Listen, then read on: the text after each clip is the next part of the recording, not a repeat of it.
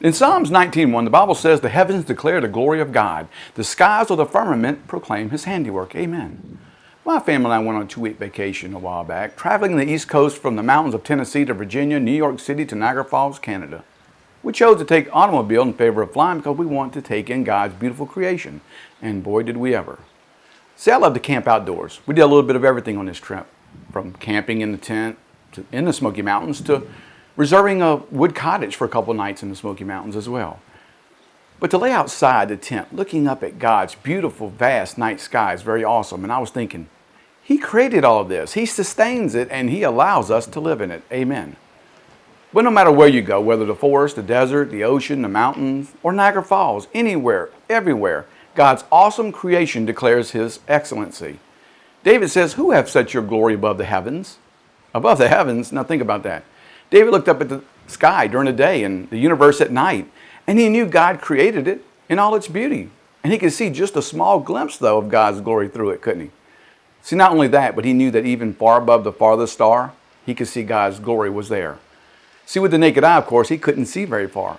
But today we have telescopes, satellites, and that allows us to see far beyond the Milky Way galaxy and into other galaxies. We can see just how big God's space out there really is, right? God created it all, and His presence is in it all. But even beyond it all, God is there, and His glory is there. Scripture tells us in Psalms 19 that the heavens declare the glory of the Lord. Amen. But when I was in elementary school, our class used to go to a field trip, if you remember this when you were young, to some of the colleges. They would bring us to the planetarium. And it was something I always looked forward to doing. The lights would go off, the room would be dark, right?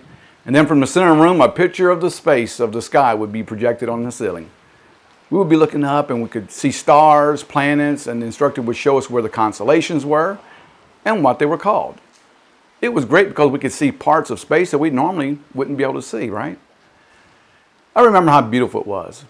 And it was always a reminder of just how amazing God is and how beautiful and perfect He has made our world or our universe. God's glory really is above the heavens, amen? But man, when I saw the mountains on our trip, I was in real awe. You know how that is, right? When you go. Then the falls at Niagara, oh my goodness, breathtaking.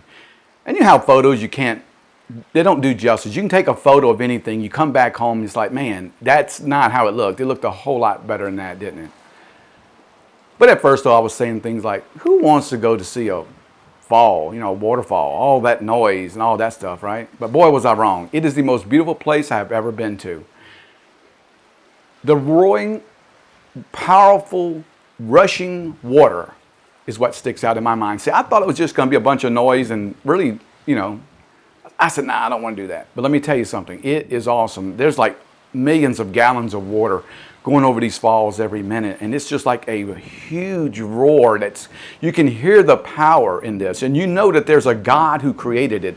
And we even went to the Minalta Towers, which overlooks the falls. And let me tell you, we had dinner there. And you're talking about awesome.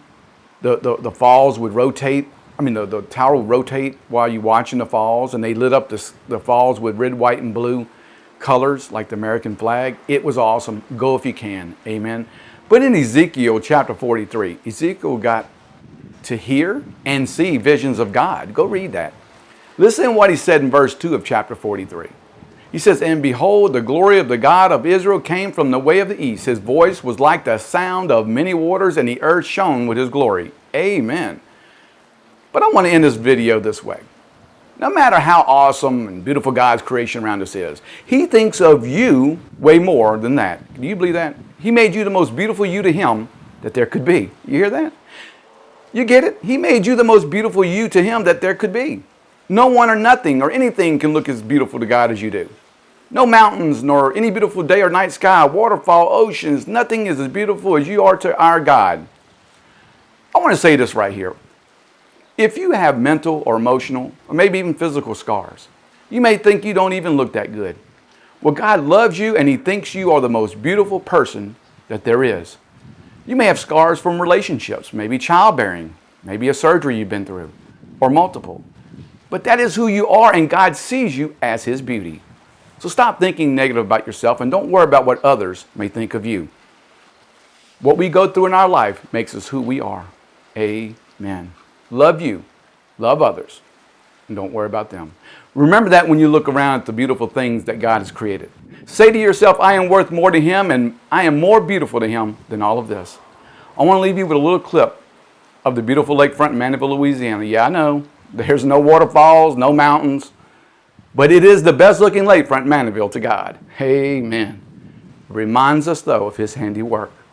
I hope you enjoy it. And remember, He thinks more of you than anything. Until next time, take care, and God bless.